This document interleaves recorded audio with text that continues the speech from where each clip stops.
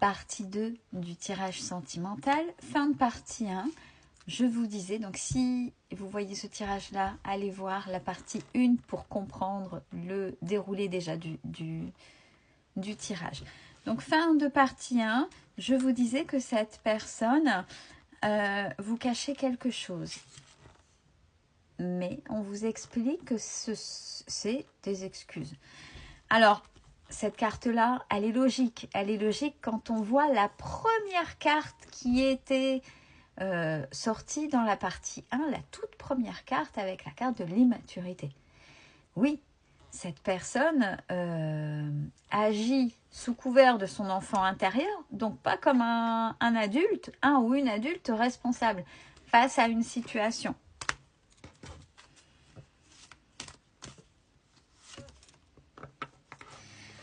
Ce qui vous retient, c'est ce que je vous disais aussi, hein, c'est compliqué, il y a des choses à comprendre, mais il y a ce que vous tolérez, ce que vous ne tolérez pas.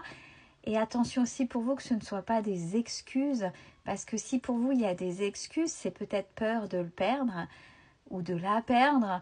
Qu'est-ce que vous y gagnez? Qu'est-ce que vous y perdez? Et c'est quoi la peur qui fait que vous vous retenez véritablement? Attention. Parce que là, on voit ce qui vous une des choses qui vous retient, c'est que vous êtes vraiment sur la même longueur d'onde tous les deux. Par contre, regardez, cette personne a besoin d'aide. Par contre, ne vous mettez pas en mode thérapeute, en mode parent pour la personne d'en face. Sinon, cette personne va vous prendre pour parent, pour thérapeute, mais pas pour femme ou homme.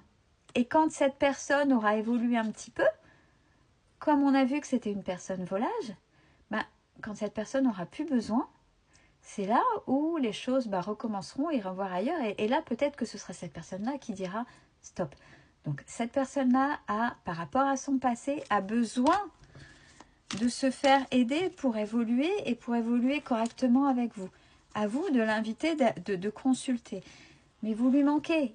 On voit que de toute façon, le lien de toute façon est sorti.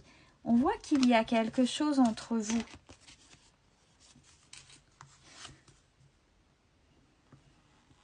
Par contre, pour l'instant, c'est trop risqué. Alors, du fait, pour vous, pour l'autre, est-ce que avec la carte tu n'es pas seul à l'aimer, vous êtes dans une triangulaire? On ne l'a pas évoqué dans la partie 1. Qu'est-ce qui se passe? Pourquoi ce manque de positionnement? Pourquoi aucune action? Et vous, qu'est-ce que vous en faites? Comment vous vous situez? Vous subissez ou enfin vous vous positionnez et vous tapez du poing sur la table?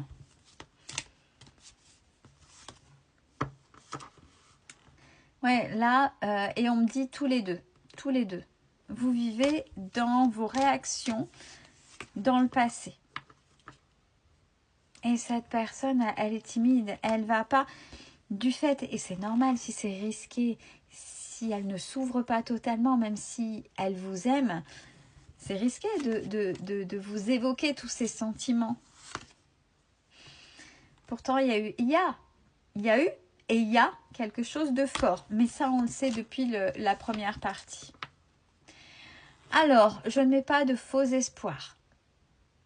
Vous avez compris que dans cette évolution-là, il y avait un travail à faire. Et vous, on a ciblé l'autre, mais vous aussi, parce que par effet miroir, qu'est-ce que vous faites, vous, pour faire évoluer ce couple qui, pour l'instant, est chaotique? On a une possibilité d'évolution entre vous.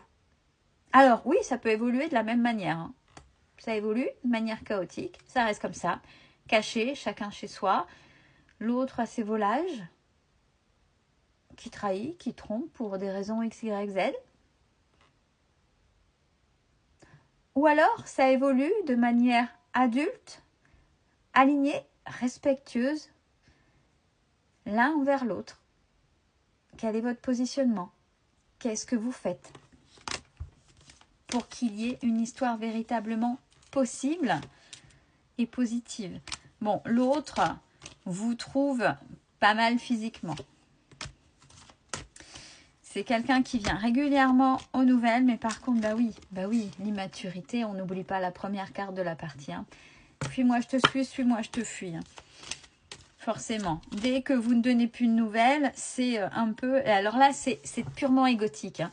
Ce jeu-là, c'est dès que il ou elle donne plus de nouvelles, oh, je vais la perdre. Allez, je vais un peu voir si tout de suite. Et si tout de suite vous donnez tout, ça ne veut pas dire que vous ne répondez pas, parce que le ghosting, c'est immature.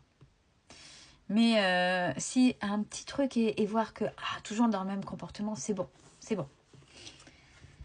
Et après, c'est toujours ce jeu-là. Fuis-moi, je te suis-moi, je te fuis. Et vous aussi, l'effet miroir est pas mal. J'ai la carte de manque de confiance en toi. Vous n'avez pas confiance en vous. Réévaluez. Réévaluez. Je mérite et je vaux par rapport à cette personne-là. Qu'est-ce que je mérite? Qu'est-ce que je vaux? Qu'est-ce que je veux?